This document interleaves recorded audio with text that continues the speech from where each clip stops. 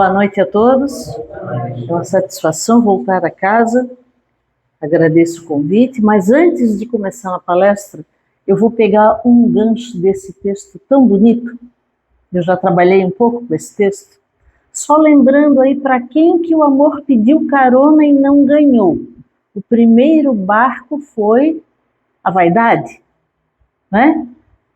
Vaidade, se desse carona para o amor, se transformaria em beleza. A beleza vem de dentro, a vaidade é colocada fora. O segundo barquinho que passou foi a riqueza, não foi? Riqueza material. Com o amor, ela se transforma em prosperidade. A pessoa perde essa noção do amesquinhamento, das coisas materiais, começa a abrir o coração para os outros, ser mais generosa com o seu tempo, seu conhecimento, e aí então a riqueza vira prosperidade. Qual foi o último barquinho? Foi a tristeza? Foi...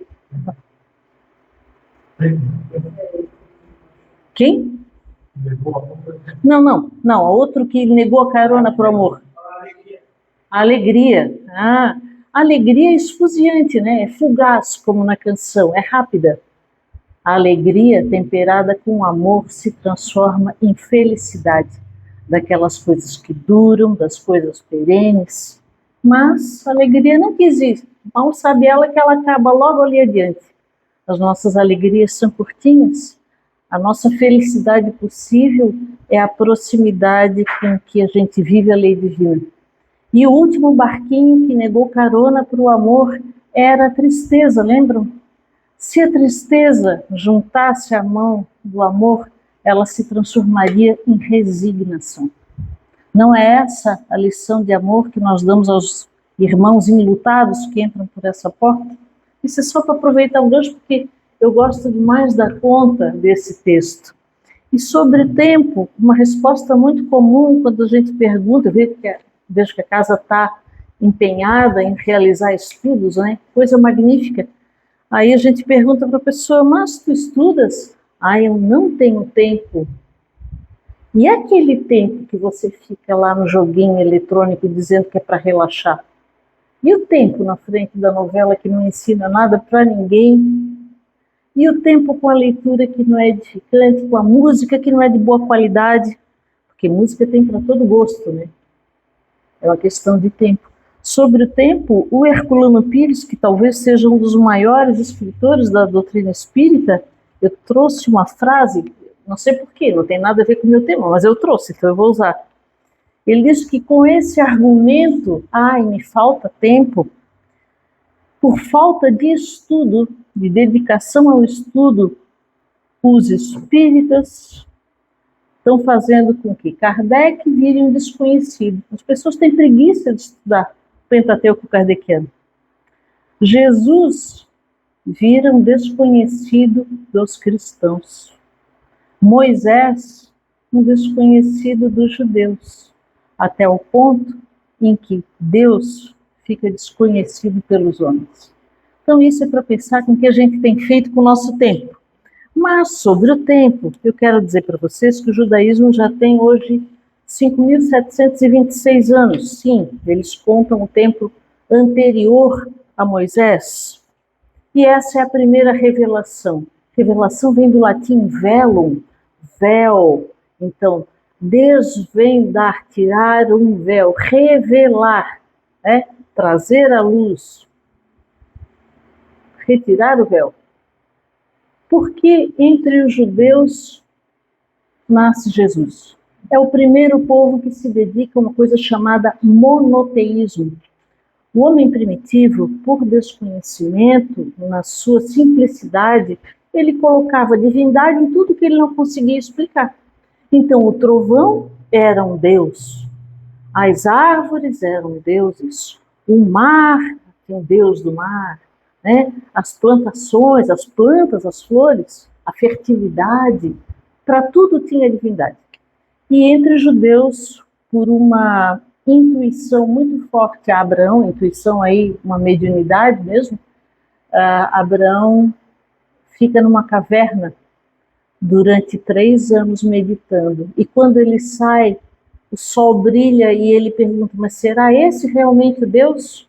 Passam as horas, efeito do tempo, e o sol se põe no horizonte. Naquele tempo, e até recentemente, o homem acreditava que a Terra era o centro de tudo e tudo girava em torno da Terra. Como se nós fôssemos, assim, o umbigo do universo. Tudo ao nosso redor, né? Aí Abraão disse, mas o sol se pôs, então é a lua que surgiu, que é um Deus? Passam as horas, o tempo, e a lua também se põe. Então ele diz, então isso não pode ser nenhum nem outro. E numa noite sem luar, ele observa as estrelas e deduz, Abraão, isso, antepassado de Moisés. Mas se não foi o homem quem fez, quem pôs essas estrelas lá no firmamento? Eles achavam que era firme, era uma abóboda firme que ficava sobre a terra. Né? Então aí começa o monoteísmo. Passa muito tempo também. O Haroldo Dutra disse que o tempo destrói tudo aquilo que ele não ajudou a construir. Né? Nós precisamos de tempo. No caso desse centro espírita, que é um centro jovem, né? Precisa de tempo, de esforço para se solidificar, de estudo intenso para se firmar na doutrina. Porque muitos de nós, até de maneira intuitiva, que possamos ter tido contato com essa doutrina benfazeja no passado, a gente pode vir de outra religião qualquer, mas quando bate os olhos na doutrina espírita, diz, meu Deus, é tão lógico, como é que eu não procurei isso antes? Né? Eu que venho de duas famílias, uma católica e uma luterana, com 18 anos eu li o livro dos Espíritos e eureka, achei, é isso que eu perguntava para o padre, para o pastor, e eles diziam, minha filha, são mistérios da fé. E as crianças, os adolescentes não se contentam muito com essa resposta. Mas então o monoteísmo começa lá com Abraão, vem até Moisés, e a providência necessitava de um povo que acreditasse num Deus único, Criador, para que dentro desse povo encarnasse na Terra o tipo mais perfeito que já viveu e viverá entre nós. Questão 625 do Livro dos Espíritos. A pergunta é longa, a resposta é de uma única palavra.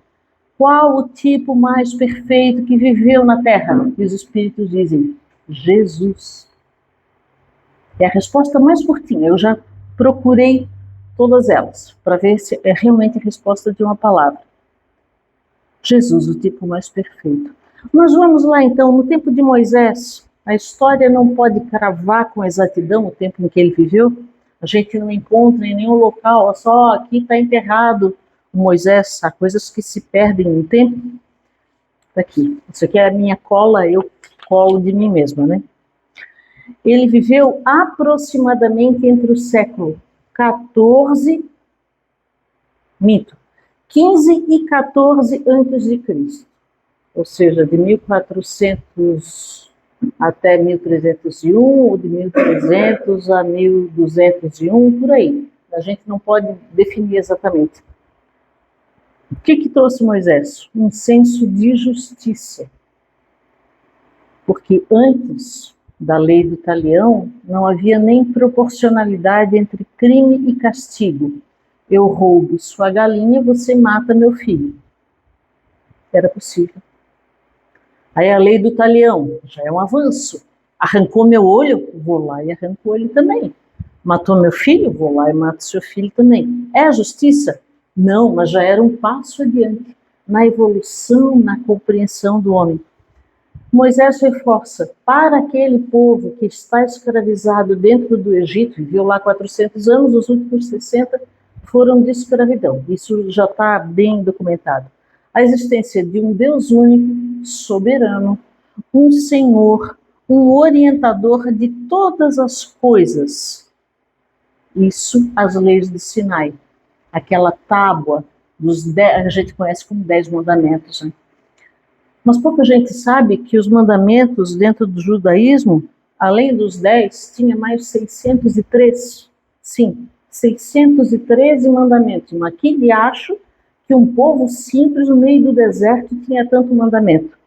Ali tinham regras morais, regras de convivência, de direito civil, de direito penal, de direito de instrução sanitária, regulamentos sobre alimentação. Quem aí já estudou, conhece alguma coisa sobre a alimentação kosher ou kasher dos judeus, né? Eles não comem nunca carne de um animal no leite da sua mãe.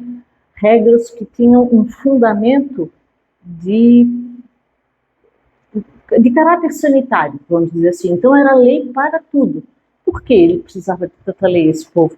Porque eles conviviam com os egípcios, que eram supersticiosos, procuravam pitonisas, né, adivinho. Aqui na nossa realidade seria o quê? Cartomante, né? Uma amiga disse para outra: fulana, vamos lá naquela mulher que ela sabe tudo, ela diz tudo. Experiência própria. A gente só procura essas coisas quando a nossa vida está muito mal. Quando a vida está boa, está tudo certinho, andando certinho, a gente não precisa adivinhar. Porque nós, espíritas, já sabemos que nós temos um futuro. E no futuro nós seremos melhores até do que somos no dia de hoje.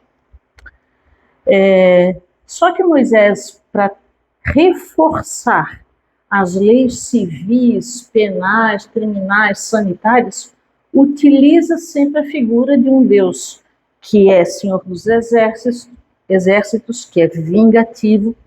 E quem for ler o Antigo Testamento realmente vai encontrar passagens de um Deus malvado. Mas tudo isso era para dar um contorno de autoridade às leis que Moisés necessitava para conduzir aquele povo. Então Deus era alguém a ser temido, em primeiro lugar. Aí vem Jesus. Diz o livro A Caminho da Luz que quando o orbe estava se formando, Jesus se encontra na superfície do Sol. Vejam vocês a potência desses espíritos. O espírito não queima, o perispírito não queima. Se reúne com outros espíritos crísticos, que a gente fala Jesus Cristo. Jesus é a pessoa. Cristo é o cargo. Espírito crístico, aquele que tem um grau de evolução capaz de dizer assim: eu e o Pai somos um. Jesus não falou isso? Por quê? Porque ele conhecia a vontade do Deus Pai. Aí Jesus então vem apresentar um Deus que é Pai. Não é o Senhor dos Exércitos. Não é alguém para temer, é alguém para amar. E começa a explicar as coisas que depois os espíritos vêm trazer a Kardec. Então, a primeira revelação nós chamamos de mosaica. O primeiro capítulo, eu não tenho aqui, mas poderia mostrar, do Evangelho segundo o Espiritismo, primeiro capítulo, se diz: eu não vim destruir a lei. De que lei Jesus estava falando? Dos 5 primeiros livros da Bíblia, atribuídos todos a Moisés, mas a gente sabe que não foi Moisés que escreveu tudo aquilo. Aliás, não escreveu nada, alguém escreveu por ele, né? Gênesis, quem vê aí uma novelinha, outra da Record, tem esses temas. Gênesis, o Êxodo, Levítico, Números e Deuteronômio. Essa era a lei. E os profetas. Quem eram os profetas do Antigo Testamento? Médiuns, de alto calibre. Moisés, segundo Emmanuel, era um médium tão extraordinário que ele fala, não lembro a obra agora, ele diz: olha, Moisés foi o maior médium sobre a terra até a chegada de João Batista, aquele que batizou Jesus. Jesus é um ponto fora da curva. Jesus era médium? Pode-se dizer que sim. Médium de Deus. Só ele tinha potência para isso. Então Jesus não veio destruir a lei. Quando os discípulos perguntam: mas o que vieste fazer? Ele diz: eu vim explicar a lei. E explicou, mas o povo não entendia, né? Jesus disse: olha, a casa do meu pai tem muitas moradas. O que é isso? Pluralidade dos mundos habitados que a gente tem como princípio da doutrina espírita. Jesus disse: olha, para chegar ao reino dos céus é preciso morrer e nascer de novo. O que é isso? Reencarnação é um dos princípios da doutrina espírita. A revelação do Cristo, através da... Não é pelo Alguém aí tem um crucifixo? Carrega um crucifixo no peito? As pessoas que têm origem familiar no catolicismo normalmente carregam um crucifixo. Quem tiver, ou a filha, o filho tem lá em casa, por curiosidade, olhe hoje, no crucifixo que eu tenho lá em casa, tem um cristinho ali na cruz ou não tem? Sabem por quê? Para os católicos, nós estamos agora no período chamado de Quaresma, a coisa mais importante é a paixão de Cristo, por isso o símbolo é a cruz. O que é essa paixão? É a tortura, o sofrimento que Jesus passa, isso é real, para desencarnar, porque através do sangue derramado pelo Cristo estariam perdoados todos os pecados. Essa é a interpretação católica. Não é do cristianismo. O cristianismo existiu até 355, aí o Império Romano estava caindo, ele pula, pega carona no cristianismo que está subindo, para não acabar de vez, e funda aquilo que nós chamamos de Igreja Católica Apostólica Romana. Católica significa universal. Apostólica, porque é baseada nos evangelhos. Romana, para dizer que era a mão poderosa do Império Romano que estava por trás daquela igreja. Tanto é que até hoje, onde está o Vaticano, que é um estado papal, dentro de Roma. Né? No passado, na Idade Média, era o Papa que colocava a coroa na cabeça dos reis, dizendo, esse aqui foi indicado por Deus para ser o rei desse povo, desse país.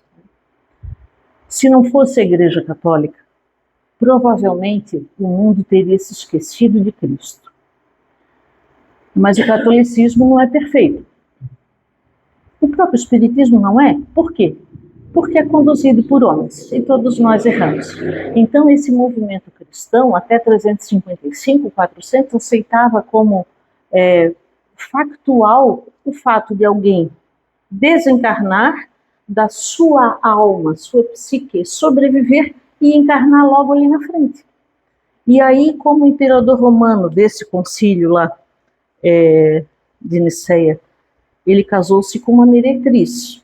A meretriz vou traduzir em bom português, uma prostituta, né? Dizem a profissão mais antiga do mundo. E aí, quando o seu marido foi coroado, eles disseram assim, mas que bom, as meretrizes, as prostitutas agora vão ganhar assim um avanço, porque afinal de contas a mulher do imperador também é uma meretriz. E o que a Teodora, a querida, fez? Mandou passar a espada no pescoço de todas as meretrizes, porque ela não queria concorrência para cima de seu marido. E aí os sacerdotes foram conversar com ela e disse assim, olha, dona Teodora, agora isso aí que a senhora fez, a senhora vai nascer de novo e vai passar por essas experiências de assassinato, porque aquilo que a gente faz aqui, a gente vai revisitar de uma maneira pior, no outro polo, no polo passivo da ação para o mal. E aí ela teve uma conversa com o marido imperador e disse assim, olha, não quero ninguém falando que eu vou reencarnar para sofrer. Então acabe com essa coisa de reencarnação dentro da igreja. Duvidam? Deem um Google e procurem a história de Teodora e a Igreja Católica. E assim, o cristianismo primitivo, que era tão rico de ensinamentos, aos poucos foi se modificando para virar catolicismo. Eu disse para vocês que eu venho de uma família metade católica, metade luterana. Então, na minha infância, eu pensava assim, tem várias igrejas, né? Tem a igreja, os evangélicos, que a gente chamava, quem eram os evangélicos? Na minha infância, que já sou jovem há muitas décadas. Tinha os luteranos, batistas, os presbiterianos, um que outro. Tinha já as religiões de culto africano, tinha os espíritas e tinha... Enfim, vocês sabem quantas igrejas cristãs existem hoje no mundo? E vamos nos incluir dentro disso, porque afinal de contas o espiritismo quer ser o cristianismo redivivo, aquele cristianismo mais puro, lá dos primeiros 3, 4 séculos da história. Chutem, pensem em um número bem alto de religiões. Isso me foi dito por um amigo que é pós-doutor em História das Religiões. Mais de 30 mil igrejas cristãs. Vocês sabem o que é isso? Cada um dá uma interpretação diferente para o que foi o Cristo, como viveu o Cristo, o que era o milagre do Cristo, o que era a ressurreição. Nós, espíritas, não acreditamos em ressurreição. Para nós, Jesus aparece em perispírito e convive com os apóstolos vários dias nessa condição. E qual é a maior diferença, talvez, entre os católicos e nós espíritas? Os católicos acreditam que Jesus nasceu, foi torturado e morreu para modificar o nosso passado, para zerar os nossos pecados. Para nós espíritas, o modo como Jesus morreu, se foi torturado, não foi torturado, foi decapitado, a pena da crucificação era comum para crimes de governo contra o Império Romano naquela época. Então a morte de Jesus não teve nada de extraordinário.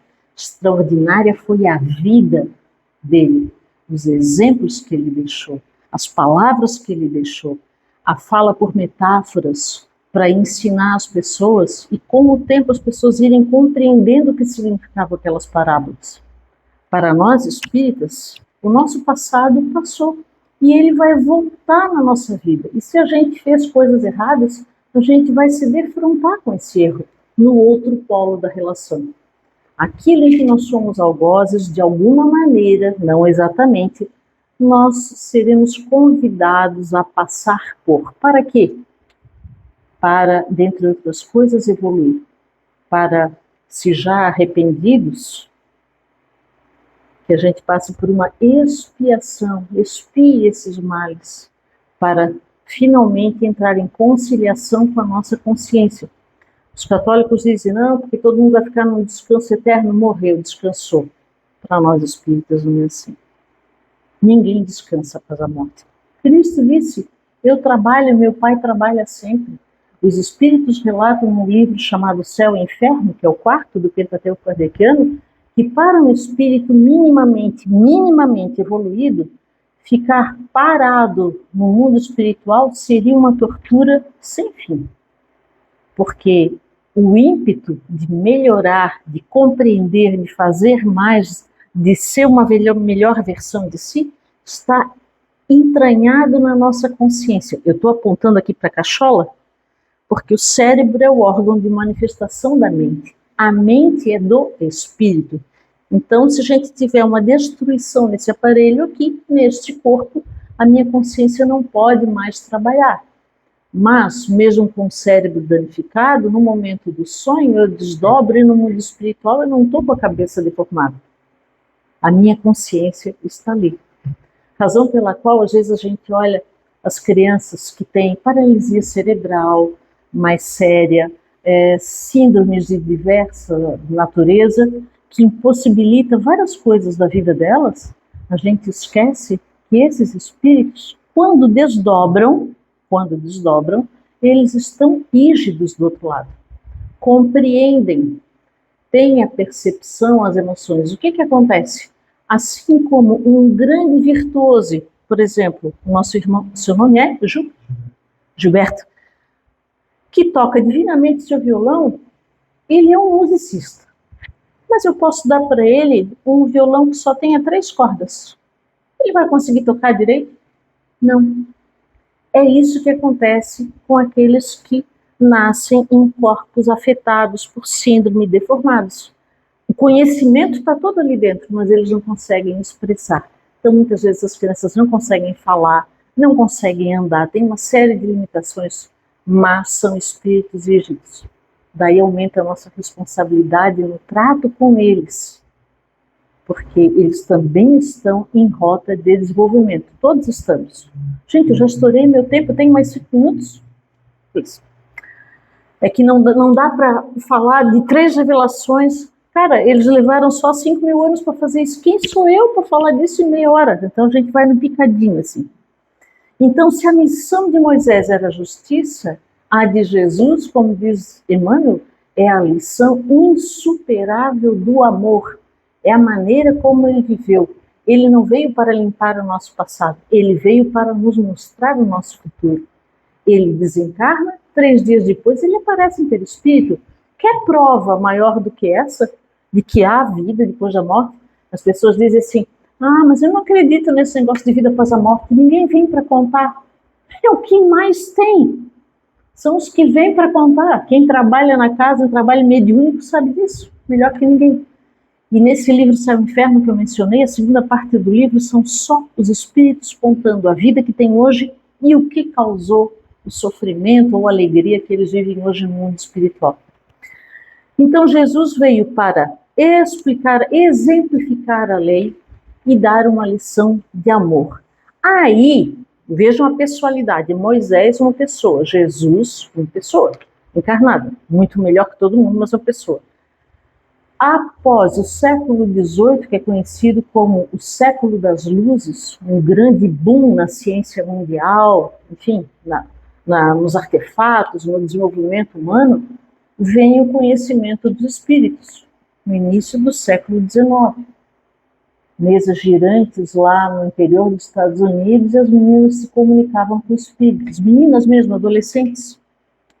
As irmãs Fox, 12, 13, 14 anos, menininhas ainda, garotas. E depois esse movimento vai para a Europa. Kardec, que era um professor, desconfiava, achava que tinha gente aplicando golpe com isso. De fato, tinha até o dia em que ele foi e percebeu que realmente os espíritos se comunicam.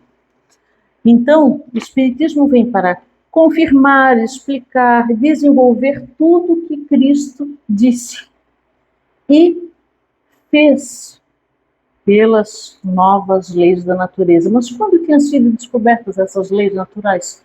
Lá nos anos 1700. Então, em 1800, o centro da Europa já estava maduro bastante para ter conhecimento desse tipo. Mas parece que nós estamos parados um tempo, né? O espiritismo, que diziam que tinha tudo para desenvolver muito, é tão restrito. A gente vê tanta gente em outras religiões, tão pouca gente do espiritismo. Eu olho aqui nessa plateia linda, eu vejo assim 2 jovens há menos tempo que estão sentados na última fila. É você mesmo que está me olhando assim, a nossa amiga ali. Todos os outros são jovens há mais tempo, assim, como eu. De duas uma. Ou a gente está falhando miseravelmente no momento de atrair crianças e jovens para o centro espírita, e aí o trabalho de evangelização é fundamental para isso. Ou nós estamos aqui porque já sofremos o bastante. E eu acho que essa segunda resposta é mais forte. Então os espíritos vêm, na primeira edição, aquela que todo mundo fala, né? Quando começou a doutrina espírita, 1857, Livro dos Espíritos. Gente, naquela primeira edição, tinham 501 questões. A segunda edição, que é de 1860, dobrou, mais que dobrou. As questões passaram para 1019, na verdade são 1018, uma é repetida. E aí sim, eu digo para os meus alunos sempre, olha, quando a gente faz um bolo em casa, a gente tem uma lista de ingredientes, os conceitos e o modo de fazer o bolo, né? Para a nossa vida, a lista de ingredientes está dentro do Livro dos Espíritos. Todos os conceitos importantes estão lá. Agora, o modo de fazer, o topo, o bolo mais perfeito é a moral do Cristo, é como ele viveu. E isso a gente encontra no Evangelho segundo o Espiritismo. Então a gente fica muito feliz quando vê que as casas estão dando realmente atenção à obra de Kardec. E qual é a tarefa, então, do Espiritismo? É justamente conhecimento, sabedoria. Vocês sabem que para sabedoria precisa de 2 coisas, né? Bondade e tempo. Não é isso que diz lá na escala espírita, lá da questão 100 a 113? Qual a diferença entre o espírito bom e o espírito sábio, que está mais para cima? O bom, ele é só bom. O sábio, ele é bom com conhecimento. Por isso, ele é melhor. Já está alguns passos à frente. E eu tenho uma frasezinha aqui. Nós temos, então, um gradiente, né? Vem crescendo a informação. Moisés, Jesus e a doutrina espírita.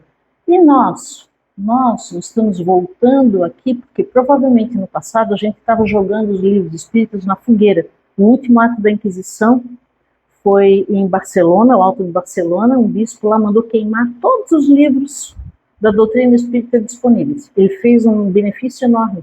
porque as pessoas ficaram curiosas para saber o que tinha naquele livro que estavam queimando. Aí todo mundo correu atrás do editor para procurar, né?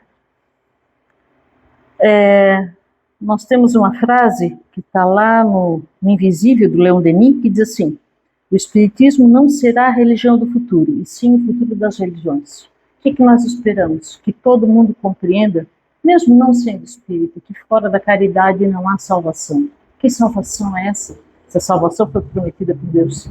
É a evolução do nosso espírito. A gente erra, patina, até a hora que a diretora da escola chega e diz assim: minha filha, nesse colégio aqui você não tem mais condição de aprender. Então você vai estudar lá na escolinha isolada do interior, porque lá o teu conhecimento vai te fazer mais importante. E aí, se a gente fica aqui patinando, não aprende, os arquitetos da reencarnação vão nos chamar e vão dizer: olha, Sônia, aí no planeta Terra não está dando mais para ti. Tu vai para uma escolinha isolada, lá o teu conhecimento vai te empurrar para frente, porque conhece aquele ditado que diz que em terra de cego, quem tem um olho é rei? É assim. E é assim que muitos desse planeta vão ser convidados para reencarnar em outros órgãos, para levar o conhecimento daqui para lá e, através da necessidade do uso desse conhecimento, fazer aumentar a nossa moralidade, para que a gente seja mais fraterno e mais caridoso. Porque se não está tudo revelado nessas 3 revelações, o Espírito Consolador, que Jesus disse ficaria conosco até o final dos tempos, mas há muito mistério ainda dentro do livro dos Espíritos. Eu contei que só na primeira parte há 74 menções dos Espíritos dizendo: vocês não têm condição para compreender isso, principalmente nas perguntas ali sobre Deus, individualização dos Espíritos. Os Espíritos dizem: vocês não têm conhecimento e vocês não têm moralidade para acompanhar essas coisas ainda.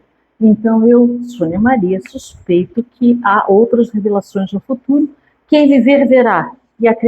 E vejam, quem viverá? Todos nós.